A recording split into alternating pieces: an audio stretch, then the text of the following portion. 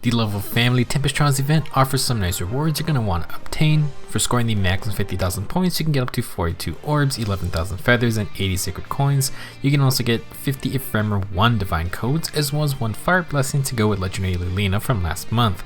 For sacred seals, this time we're getting Brazen Spd defense and error orders. Then for a reward unit, you can get Plegian Male Kris, and you can get 1 4-star and 1 5-star copy. We'll talk about him more a bit later on. Our first sacred seal is Brazen Spd defense 3. At the start of combat, if unit's HP is less than 80%, grants speed and defense plus 7 during combat. I believe this is our last Brazen skill turned into a sacred seal, and this variant will be nice for fast physical damage brawlers. Brazens are generally good for units that are going to be fighting often, and the extra plus 7 speed and defense can definitely change a fight. Someone like Valter, who basically has a fury type weapon, would like these extra stats in particular, but you do need to first get into that less than 80% HP threshold. Brazens are nice for their big stat boost on both phases, but you want to ensure your user is able to perform decently when at full health. Brazens make for nice sacred seals since you can flex them around to whoever needs it at the moment, and they are nice filler seals if you don't really need anything build specific. Upgrade them to tier 3 as you see fit. Next, we got Error Orders 3. At the start of the turn, grants the following status to adjacent flying allies for 1 turn. Unit can move to a space adjacent to any ally within 2 spaces. Basically, Error Orders grants the 2-space warping ability to adjacent flyer allies. This is a flyer only skill, and it only buffs other flyers, so obviously Error Orders will be best on flyer emblem teams or at least a team with 2 flyers. Another flyer mobility skill joins the Secret Seal group, and generally these skills are not very easy to obtain in their normal B slot or C slots. Additionally, with the introduction of the hot new Rain C skills, it's nice to have Error Orders in the most flexible slot for team building. In general, ranged flyers are really powerful with warping skills, whether it's aerobatics, flyer formation, or the buff from Error Orders.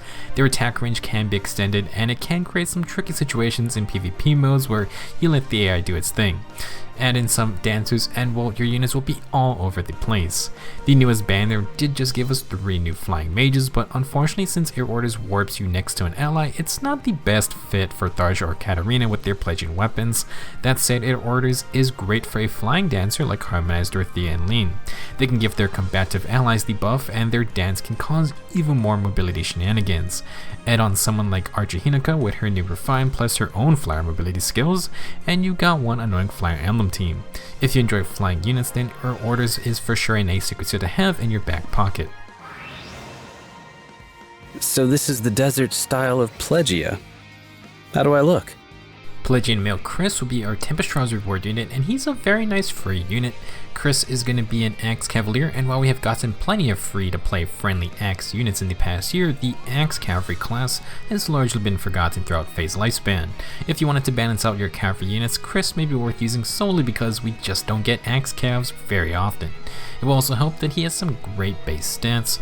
Kris will have 41 HP, 37 attack, 37 speed, 31 defense, and 22 resistance.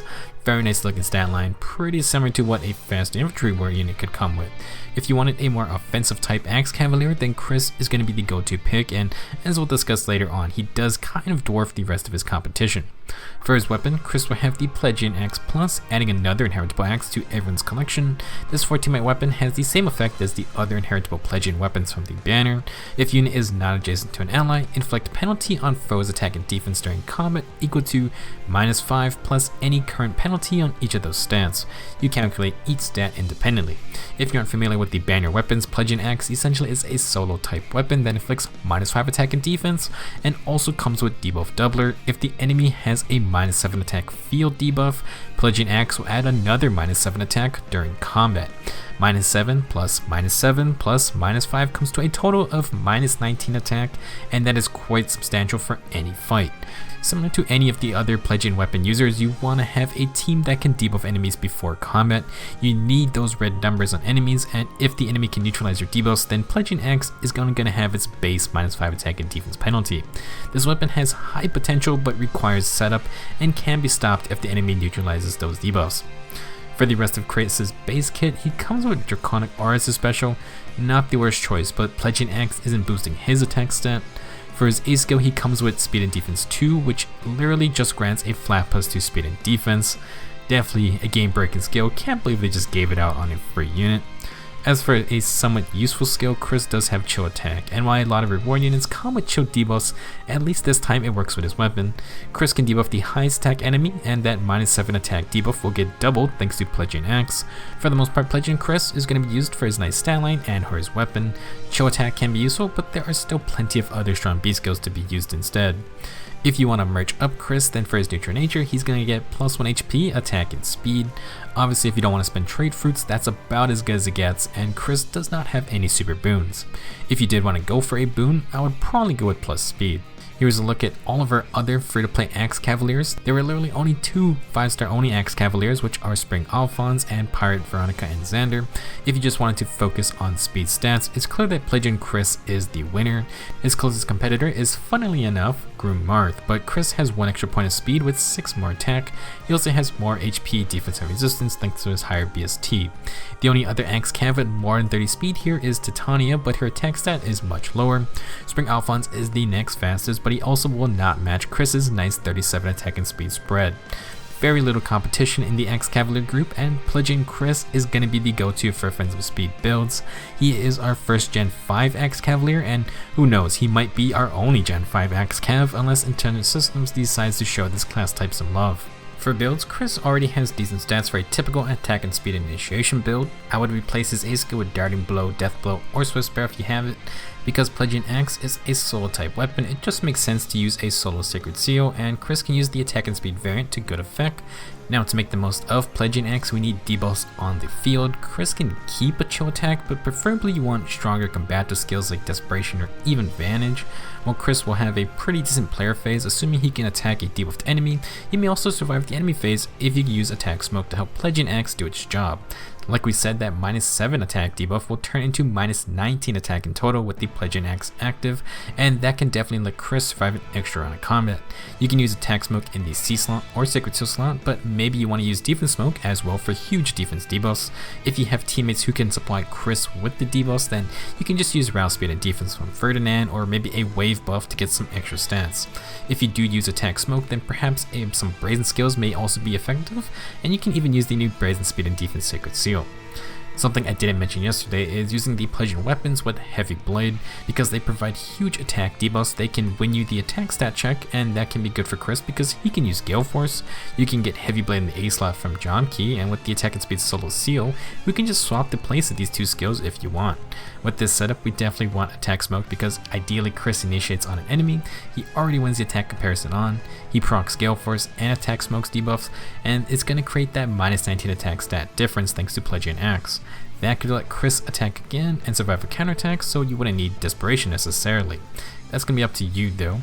Now for some other build ideas, Kris gets to use the amazing Enhanced by Axes we got last year, or I guess this past year. For starters, he can definitely run the Ninja Masakari Brave Axes, and he has the speed to quad easily. You can use Sparrow or attack and speed solo, but of course Double Death Blow is another option as well. Preferably with a low defense skill, so our multiple hits are going to be doing more damage. If you like the -5 attack debuff from Plegian Axe, but you don't want to worry about having debuffs around, then Kris can borrow Darius' Dex Swabber Axe. This is another solo weapon that grants -5 attack and defense, but this time you neutralize enemy attack and defense field buffs.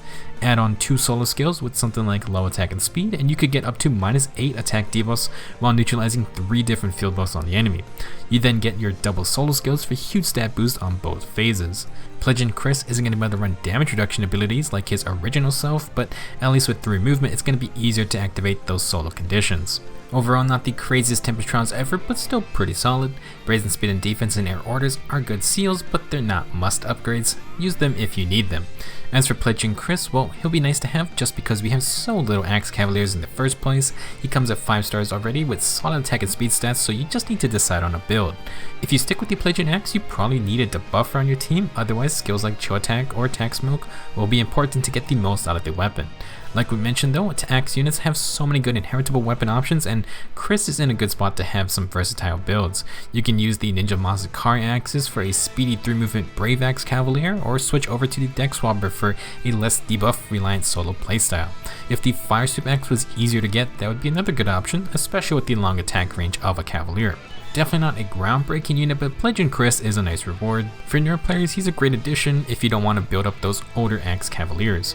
Let me know your thoughts on this Tempest Trials and Plegian Kris. I wanted to make a new 8th rates defense team with some flyers, so I'm eyeing that Air Order Sacred Seal myself. Thanks for watching, I'll see you guys in the next video.